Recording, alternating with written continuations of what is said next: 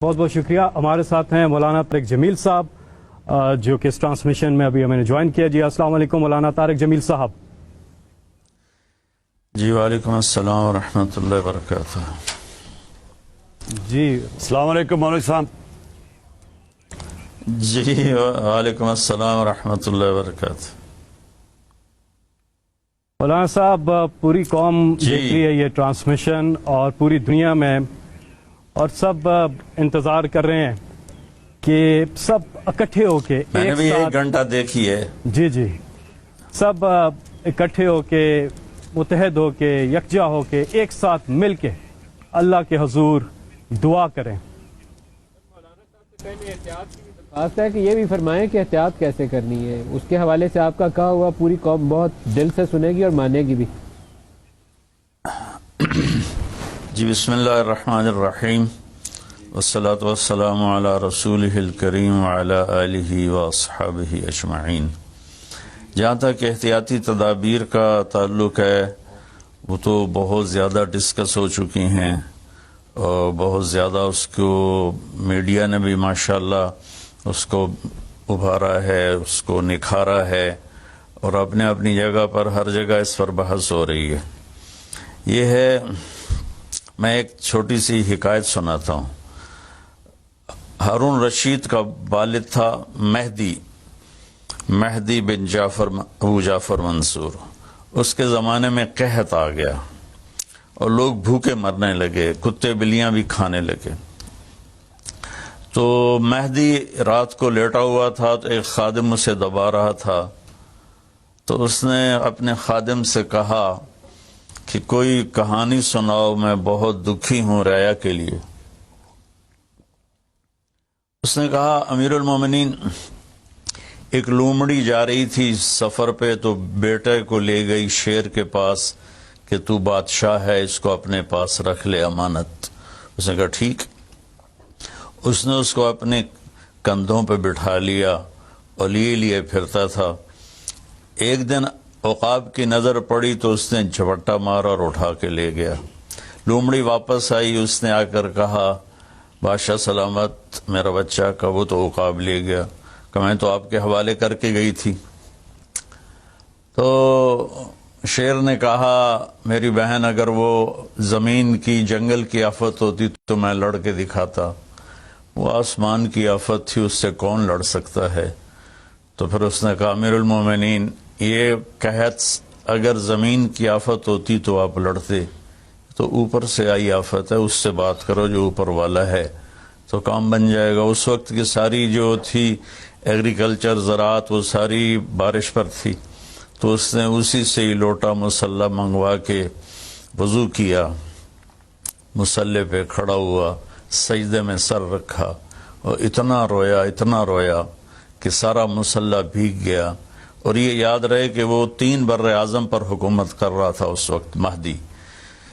تو ابھی وہ مسلح سے اٹھا بھی نہ تھا کہ اللہ تعالیٰ نے بادل بھیجے اور پوری عباسی سلطنت میں بارش ہو گئی.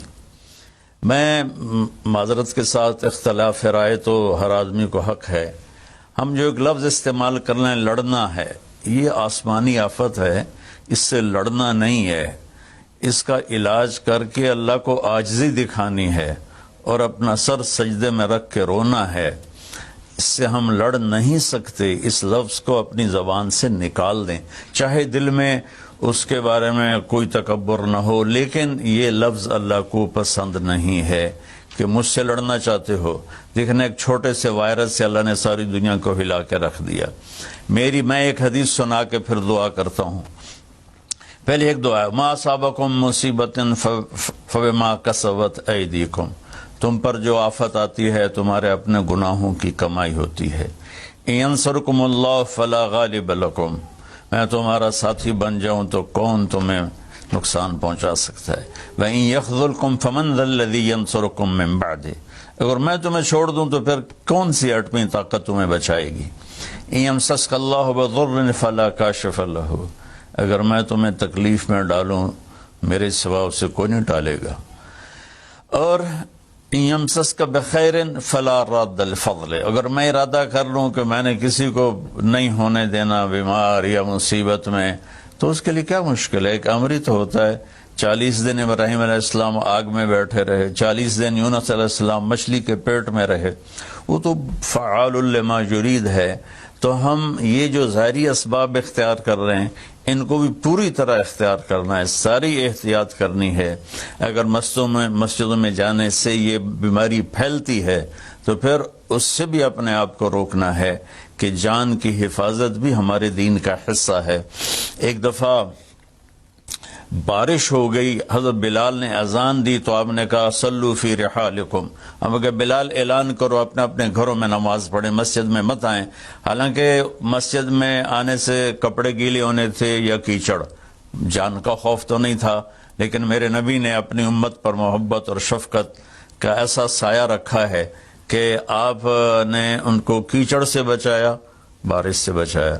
یہاں تو زندگی موت کے مسائل ہیں، بہرحال بڑے علماء اس میں جو کہیں گے اور حکومت جو ان کے ساتھ میٹنگ کرے گی، جو حتمی فیصلہ ہوگا، تو سب سے پہلے ہم اپنے الفاظ میں تواضع لے کر آئیں کہ ہم نے اللہ کے سامنے جھکنا ہے، عاجزی کرنی ہے، اور اللہ کو منانا ہے کہ یا اللہ تو اس کو ہٹا۔ یہ نہیں ہٹ سکتی، اسے کوئی نہیں ہٹا سکتا۔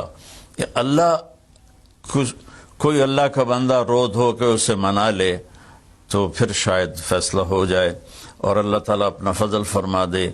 ایک حدیث پہ اگر عمل ہو جائے تو مجھے اللہ کی قسم کھا کر میں کہتا ہوں یہ کورونا کا پتہ ہی نہیں چلے گا کہاں گیا۔ صرف ایک حدیث، میرے نبی نے فرمایا 4 باتیں مجھ سے لے لو، پھر دنیا بھی تمہاری ہے، آخرت بھی تمہاری ہے۔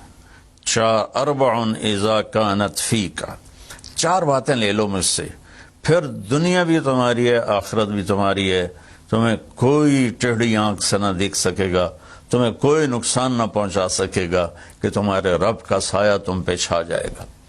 تو 4 باتیں کون سی ہیں؟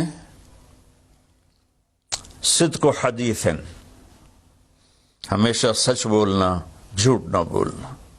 اب مجھے بتائیں، سارے یہ اینکرز بیٹھے ہیں، سارے ہمارے وزیر اعظم بیٹھے ہوئے ہیں، ہم کتنا جھوٹ بول رہے ہیں، ہم کس قدر جھوٹی قوم ہیں۔ ہم اس جھوٹ کے ساتھ اللہ کی بارگاہ میں کوئی مقام نہیں لے سکتے۔ تو میرے نبی نے پہلی بات فرمائی صدق و حدیث، سچ بولنا۔ دوسری بات فرمایا حفظ و امانت، کبھی کسی کو دھوکہ نہ دینا۔ یہ میرے نبی نے فرمایا میرا امتی ہر گناہ کر سکتا ہے، 2 کبھی نہیں کرے گا، ایک جھوٹ کبھی نہیں بولے گا، ایک دھوکہ کبھی نہیں دے گا۔ تو وزیر اعظم صاحب آپ اکیلے ہیں، دیانتدار ہیں، اللہ سے رونے دھونے والے ہیں، مانگنے والے ہیں، لیکن 22 کروڑ لوگوں میں سچے کتنے ہیں؟ 22 کروڑ لوگوں میں دیانتدار کتنے ہیں؟